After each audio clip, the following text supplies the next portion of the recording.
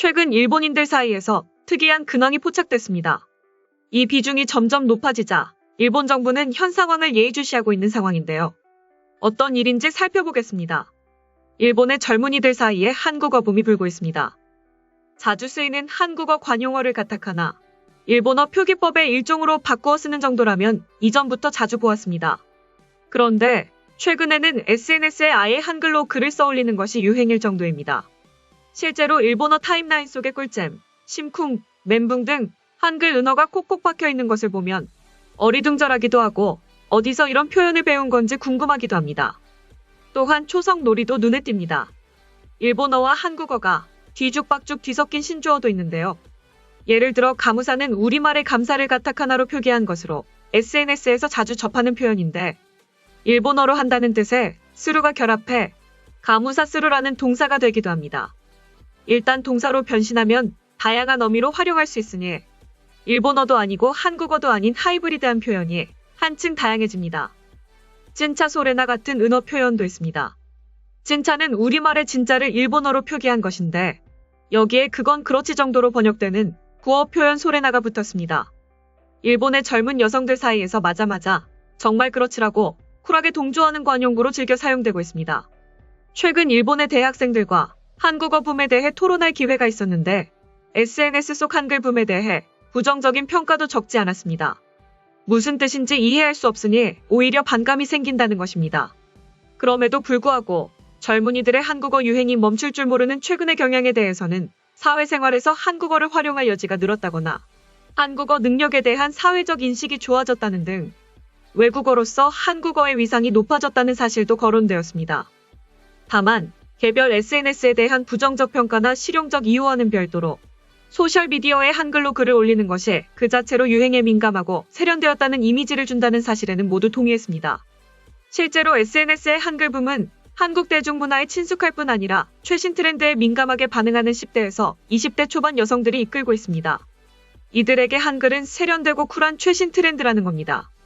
SNS 계정에 한국어 표현이나 한글을 올리는 것은 스웩을 뽐내려는 자기과시적 유희의 성격이 강한 것입니다. 서로 다른 글과 말이 뒤섞인 잡종적 언어를 피진이라고 하는데요. 19세기 식민주의 시대를 거치면서 전 세계 곳곳에서 수많은 피진이 등장했습니다. 예를 들어 영국의 식민 지배를 받던 지역에서 현지 언어와 뒤죽박죽 섞여서 이상한 영어가 한동안 통용되곤 했습니다. 수많은 피진들이 이렇게 한시적으로 등장했다가 사라졌지만 오랜 시간이 흐르면서 피진을 모국어로 삼는 인구가 많아지면 독립적인 언어체계로 자리 잡기도 했습니다. 서로 다른 언어가 만나고 섞이고 변하는 것은 자연스러운 문화 현상입니다. 일본의 SNS에서 일본어와 한국어가 뒤섞이는 현상도 서로 다른 두 언어가 혼용되고 변형된다는 점에서 현대판 피진입니다.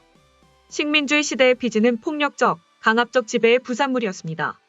서로 그것이 필요에 따른 자율적인 선택에 의한 것이라고 하더라도 본질적으로는 피지배자에게 지배자의 언어를 받아들일 것을 강제하는 일방적인 과정이었습니다.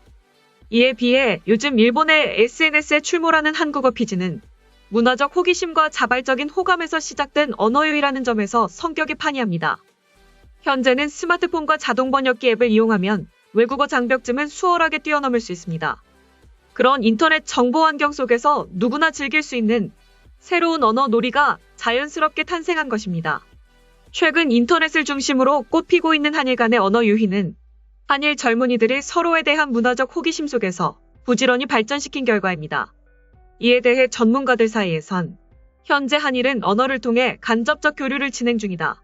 비록 외교 부분에서는 냉혹한 분위기가 감돌고 있으나 각 국민들 사이에서는 조금씩 인식 변화가 이루어지고 있는 것이 아닌가라고 평가했습니다. 한편 일본 정부의 억압과 규제가 우려되기도 한다.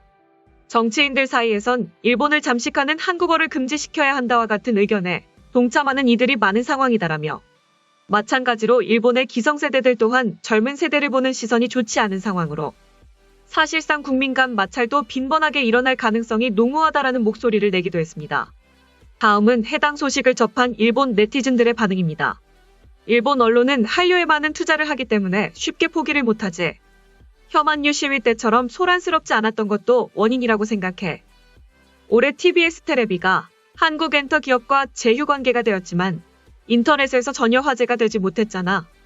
유행을 인정하고 싶지 않은 혐한 인파들이 많아서 깜짝 놀랐습니다. 가장 관심 있게 보는 것이 K-팝 아이돌이 아니더라도 JCJK는 한국을 굉장히 좋아해요. 매스컴의 조작 없이도 한국 사이트에서 옷을 사는 젊은이들은 아주 많이 있다는 뜻이죠. 맛있는 음식, 귀여운 디저트, 싸고 예쁜 옷들, 젊은 사람들이 좋아하는 것들 뿐이니까요. 어느 시대든 티네이저 중에서 유행하는 건 분명히 있다고 생각해.